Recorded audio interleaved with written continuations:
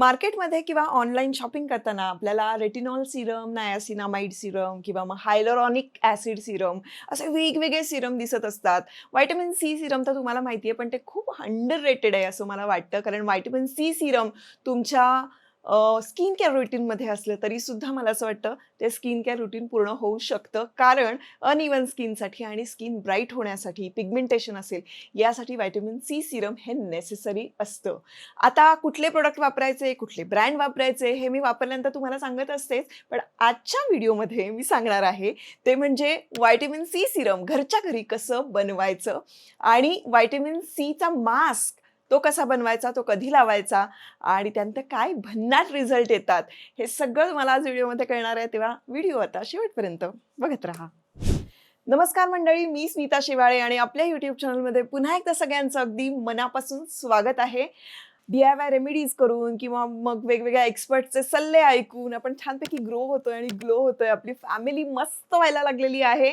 या फॅमिलीचा भाग जर तुम्ही अजून झालेला नसाल तर काय करायचंय, चॅनल लवकर सबस्क्राईब करायचं आहे आणि बेल आयकॉनचं बटन हिट करायचं, म्हणजे एक्झॅक्टली कुठल्या वेळेला मी व्हिडिओ अपलोड करते हे तुम्हाला कळेल. तर घरच्या घरी व्हिटॅमिन सी सिरम कसं बनवायचं, आज हा व्हिडिओ करण्याचं कारण असं की प्रदूषण म्हणा किंवा मग UV रेज जे आहेत यामुळे जो ऑक्सिडेटिव्ह स्ट्रेस तयार होतो त्यामुळे आपली स्किन अनइव्हन होते, पिगमेंटेशन वाढतात, वांगच्या समस्या होतात. यासाठी डेली रुटीनमध्ये आपण कुठली गोष्ट ॲड करायला हवी, तर व्हिटॅमिन सी सिरम ॲड करायला हवं. आता मार्केटमध्ये मिळणारे जे आहेत सिरम ते मी तुम्हाला सांगेनच, पण आज खास याच्यासाठी व्हिडिओ आहे की आपण घरच्या घरी संत्र्यापासून कसं व्हिटॅमिन सी सिरम बनवायचं आहे. आता संत्र्याचं सालच का, म्हणजे संत्रच का, तर संत्र हे तुमच्या त्वचेसाठी अतिशय शक्तिशाली असं स्रोत आहे. याचं कारण इतर फळांपेक्षा त्यामध्ये जास्त व्हिटॅमिन सी आणि अँटीऑक्सिडंट असतात. म्हणजे तुम्ही ते फळ खाल्लं तरी सुद्धा आणि त्याच्या सालीमध्ये सुद्धा व्हिटॅमिन सीचं प्रमाण प्रचंड असतं. मग ती साल तुम्ही वाळवून त्याची पावडर बनवून करा किंवा मग जे फ्रेश फ्रूट आहे त्याची साल तुम्ही किसून ते जरी तुम्ही तुमच्या चेहऱ्याला लावलं तरी सुद्धा प्रचंड प्रमाणात आपल्याला व्हिटॅमिन सी मिळू शकतं, जे आपल्या चेहऱ्यासाठी गरजेचं आहे. अर्थात आता बाजारातले जे प्रोडक्ट आहेत त्याला हे रिप्लेसमेंट नाहीये. पण DIY रेमेडीज मी का सांगत असते, कारण मला असं वाटतं जे आपल्या स्वयंपाकघरात आहे आणि त्यामुळे आपण इतकं सुंदर आणि छान दिसू शकतो, तर मग का नाही करायचं. तर ह्या संत्र्याच्या सालापासून मी खूप खूप प्रयोग केलेले आहेत आणि वेगवेगळे प्रोडक्ट्स बनवले होते, वेगवेगळ्या गोष्टी बनवलेल्या, फेस पॅक बनवले होते. तसंच आजच्या या व्हिडिओमध्ये मी सांगणार आहे ते म्हणजे संत्र्याच्या सालापासून आपण काय काय करू शकतो, म्हणजे फेस मास्क आणि फेस सिरम. यामध्ये नैसर्गिक सायट्रिक ॲसिड असल्यामुळे पिगमेंटेशन असतील, वांग असेल किंवा मग काळे डाग असतील, चेहरा अनइव्हन झालेला असेल, तर त्यासाठी हे अतिशय उपयुक्त ठरू शकतं. आणि यासाठी आपण व्हिटॅमिन सीचा स्रोत म्हणून संत्र्याच्या सालाचा इथे वापर करणार आहोत. खरं सांगायला गेलं तर लिंबू जे आहे, तर लिंबूचं साल जे आहे ते सुद्धा आपण वापरू शकतो. पण संत्र्याच्या सालामध्ये खूप जास्त आपल्याला म्हणावे तसे ते गुणधर्म मिळू शकतात, म्हणून संत्र्याचं साल इथे आपण घेतलेलं आहे. तिशीनंतर आपल्याला अँटी एजिंगसाठी कुठलं सिरम किंवा कुठला क्रीम वापरावा असाही प्रश्न पडतो की नाही, तर त्यासाठी सुद्धा हे सिरम तुम्हाला उपयोगी ठरणार आहे. त्यानंतर तुमची जर ॲक्ने प्रोन स्किन असेल तरी सुद्धा हे संत्र्याचं साल तुम्हाला खूप बेनिफिट देणार आहे.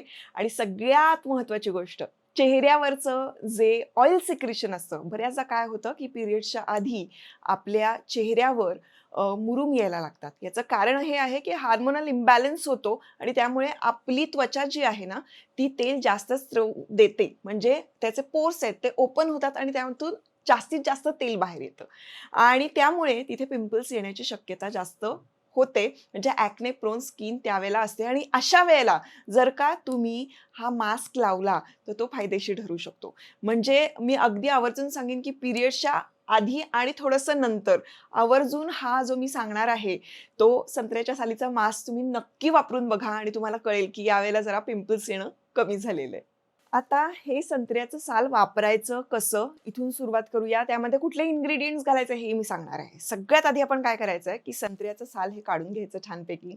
आतलं संत्र आहे ते छान खायचं, कारण त्यामध्ये सुद्धा भरपूर प्रमाणात अँटीऑक्सिडंट आहे, तेही आपल्या चेहऱ्यासाठी खूप चांगलं असतं. मी कायम म्हणते जे आपण खातो ते आपण चेहऱ्याला लावतो, याचे सगळ्याचे इफेक्ट आपल्याला अप्रतिम मिळत असतात. त्याच्यामुळे आपण उत्तम खाणं, पोषण व्यवस्थित शरीराला देणं हे गरजेचं आहे, आतून आणि बाहेरून. तर हे संत्र्याचं साल जे आहे ते आपण काढल्यानंतर, पील केल्यानंतर ते आता पाण्यामध्ये घालायचं आहे आणि छानपैकी ते पाणी उकळून घ्यायचं आहे.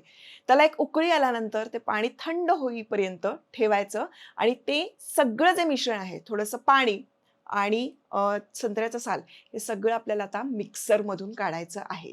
आता काय होतं मिक्सरमधून काढल्यानंतर एकदम थिक पेस्ट होणार याची. तर ही पेस्ट जी आहे ती छानपैकी गाळून घ्यायची. जर का तुमच्याकडे पांढरं कुठलं वस्त्र असेल ज्यातून गाळल्यानंतर एकदम फाईन असं क्रीम बाहेर पडेल किंवा मग साधी आपली गाळणी जी असते त्या गाळणीतून जरी तुम्ही केलं तरी सुद्धा तुम्हाला लक्षात येईल की जे तुम्हाला हवंय तेवढंच असं छान स्मूथ असं क्रीम ते बाहेर येतं. ते आल्यानंतर आता त्याच्यामध्ये काय टाकायचंय तर ग्लिसरीन. ग्लिसरीन हे तुमच्या चेहऱ्यासाठी इतकं बेस्ट आहे का? कारण तुमच्या चेहऱ्यावरचं मॉइश्चर टिकवून ठेवण्यासाठी ग्लिसरीनचा वापर होतो. फक्त ग्लिसरीन, लिंबू आणि साखर एवढं जरी तुम्ही तुमच्या चेहऱ्याला लावलं ना, तरी सुद्धा कमालीचं एक्सफोलिएशन होत असतं. पण आता हे ग्लिसरीन आपण इथे वापरतो आहोत. यामध्ये जे ह्युमक्टिन प्रॉपर्टीज आहेत, त्यामुळे तुमचं जे ओरिजिनल मॉइश्चरायझेशन चेहऱ्याला व्हायला हवं, ते होणार आहे. आता ते आपण एक अर्धा चमचा याच्यामध्ये मिक्स केलेलं आहे आणि त्यामध्ये गुलाब पाणी टाकायचं आहे. त्यानंतर आपण गुलाब पाणी किंवा मग डिस्टिल्ड वॉटर यामध्ये टाकू शकतो. अगदी थोडंसं कारण ते सीरम छान व्हावं म्हणून, त्याची कन्सिस्टन्सी उत्तम व्हावी म्हणून आपण हे टाकतो आहोत. आता डिस्टिल्ड वॉटर म्हणजे काय, की खरं सांगायला गेलं तर खूप ते उकळवून शुद्ध केलेलं आणि त्यामध्ये जे बाजारामध्ये आपल्याला डिस्टिल्ड वॉटर मिळतात की नाही, तर त्यामध्ये काही प्रमाणात इलेक्ट्रॉल्स असतात आणि ते जास्त बेनिफिशियल असतं. पण घरी जे आपण डिस्टिल्ड वॉटर करतो किंवा जे मी म्हणते आहे, ते म्हणजे खूप उकळवून घ्यायचं, त्याच्यावर छानपैकी तुरटी फिरवायची, म्हणजे ते शुद्ध असं पाणी होतं आणि ते पाणी आपण वापरू शकतो किंवा मग गुलाब पाणी आपण वापरायचं आहे. आता हे सगळं मिश्रण छानपैकी मिक्स करायचं. ते ड्रॉप करता येईल एवढं ते असं पातळ आणि असं स्मूथ झालं पाहिजे. त्यामुळे आपण गाळून घेताना व्यवस्थित ते गाळून घ्यायचं आहे. आता हे झालं आपलं व्हिटॅमिन सी सीरम. अक्षरशः रात्री झोपताना जेव्हा तुम्ही फेस वॉश करता, डबल फेस वॉश करता, त्यानंतर तुम्ही फक्त हे व्हिटॅमिन सी सीरम लावून झोपलात तरी तुम्हाला लक्षात येईल आठवड्याभरात तुमची स्किन काय कमाल झालेली आहे. तुम्ही हे नक्की करा आणि तुम्हाला काय रिझल्ट्स येतात हे मला सांगा. आणि त्याचबरोबरीनं जे मी तुम्हाला म्हणाले, की आपली ॲक्ने प्रोन स्किन असेल, तर आपण आठवड्यातून 2 वेळेला हा मास्क लावायलाच पाहिजे. Vitamin C mask. तो कसा बनवायचा जाणून घेऊ. आता मी जो तुम्हाला अ, सालीचा पल्प सांगितला, म्हणजे आपण तो मिक्सरमधून काढला, मग तो गाळून घेतला, मग तो जो पल्प उरतो, तो पल्प तुम्ही घेतला तरी सुद्धा चालेल किंवा त्याला ऑप्शन म्हणून व्हिटॅमिन सीची टॅबलेट तुम्हाला मेडिकलमध्ये कुठेही मिळते. ती कुठल्याही कंपनीची असू देत, काहीही हरकत नाही. सेलिन घेतली तरीही उत्तम. ती एक टॅबलेट घ्यायची आणि ती छानपैकी कुटून घ्यायची आणि त्याची एकदम पावडर तयार करायची. आता या पावडरमध्ये किंवा मग त्या पल्पमध्ये आपल्याला कोरफडीचं जेल टाकायचं आहे. म्हणजे ॲलोवेरा जेल जे आहे ते शक्यतो प्युअर ॲलोवेरा जेल घ्या. कुठलं वापरायचं, काय वापरायचं हे मला नवीन कुठलं काही कळलं तर मी तुम्हाला डेफिनेटली सांगेन. पण ज्याला कलर नसतो, ज्याला वास नसतो, ते खूप ओरिजिनल असतं, अशा पद्धतीचं तुम्ही कोरफडीचं जेल घेऊ शकता. तर ते त्याच्यामध्ये मिक्स करायचं आहे. थोडंसं ग्लिसरीन आणि व्हिटॅमिन ई कॅप्सूल. ग्लिसरीन का वापरायचं हे सांगितलेलं आहेच आहे तुम्हाला. व्हिटॅमिन ई कॅप्सूलसाठी एक वेगळा व्हिडिओ बनवलेला आहे, ज्याच्यात मी सांगितलेलं आहे, की व्हिटॅमिन ई तुमच्या त्वचेसाठी किती गरजेचं असतं. तर हे सगळं छानपैकी मिक्स केलेला मास्क जो आहे ना, तो तुम्ही तुमच्या चेहऱ्याला लावायचा आहे. आता जेव्हा तुम्ही ते छान फेटता की नाही, त्यावेळेला असा क्रीम बेस तयार होतो. त्यामुळे जर का तुम्ही एखादा फेस पॅक लावला आणि फेस पॅक नंतर म्हणजे जो मुलतानी माती असेल किंवा बेसन पिठाचा फेस पॅक लावला.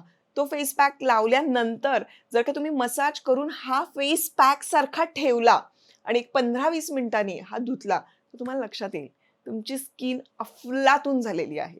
आणि लक्षात ठेवा, जर का तुम्ही टॅबलेट वापरत असाल, तर ते रात्रभर ठेवायचं नाही. 15 ते 20 मिनिटामध्ये हा मास्क आपल्याला धुवून टाकायचा आहे. त्यामुळे तुमच्या चेहऱ्यावर जर का रॅश येतात असं जर वाटलं तुम्हाला, तर त्यासाठी आपण काय करतो, इथे एक पॅच टेस्ट घेतो. तिथे लावून बघा. तिथे लावल्यानंतर तुम्हाला असं वाटलं, की काहीही इरिटेशन नाहीये, तिथे काही रॅश येत नाहीये, तर तुम्ही चेहऱ्याला लावू शकता. पण जर का तुम्ही टॅबलेट वापरत असाल तर मी पुन्हा एकदा सांगते की 15 ते 20 मिनिटंच तो चेहऱ्यावर ठेवायचा आहे आणि त्याच्यानंतर धुवून टाकायचा आहे. बरं, त्याची एक्सपायरी डेट काय आहे टॅबलेटची ती चेक करा आणि त्याशिवाय ती टॅबलेट वापरू नका. कारण आपण आपल्या चेहऱ्याबरोबर असं खेळू शकत नाही. मला असं वाटतं ही काळजी प्रत्येकाने आपापली घ्यायची असते. आपल्याला आपला चेहरा माहिती असतो, आपल्याला आपलं शरीर माहिती असतं. इथून तुम्हाला इन्फॉर्मेशन ज्या देते त्या इतक्या जणींना एकत्रित सांगत असते, सगळ्यांना फायदा होईल असा. पण प्रत्येकाचं शरीर वेगळं आहे, त्वचा वेगळी आहे. त्यामुळे ही काळजी तुम्ही घ्यायची आहे. तर ह्या 2 गोष्टी जर तुम्ही केल्या, तर तुमच्या चेहऱ्यावरचं पिगमेंटेशन कमी व्हायला लागेल आणि स्किन केअर रूटीनमध्ये कुठलं बाबा सीरम वापरायचं, हा प्रश्न आता तुम्हाला अजिबात उरणार नाही. हे जे सीरम घरच्या घरी आपण बनवलेलं आहे किंवा मास्क, बिनधास्त लावा. अमेझिंग रिझल्ट्स येतील आणि रिझल्ट आल्यानंतर तुम्ही स्वतःहून मला म्हणाल, की काय रेमेडी सांगितली आहे आणि काय आम्हाला अजिबात कुठलं सिरम घ्यायची गरज नाहीये. आम्ही फक्त स्मिताताई सांगतात तेवढ्या रेमेडी केलं ना, तरी सुद्धा आमचं स्किन केअर रुटीन भन्नाट होतं. असं जर तुम्हाला खरंच वाटत असेल, तर मला तुम्ही कमेंटमध्ये सांगायचं आहे. मला तुमच्या कमेंट वाचायला खूप आवडतात आणि त्या कमेंटमध्ये मी रिप्लाय सुद्धा देत असते.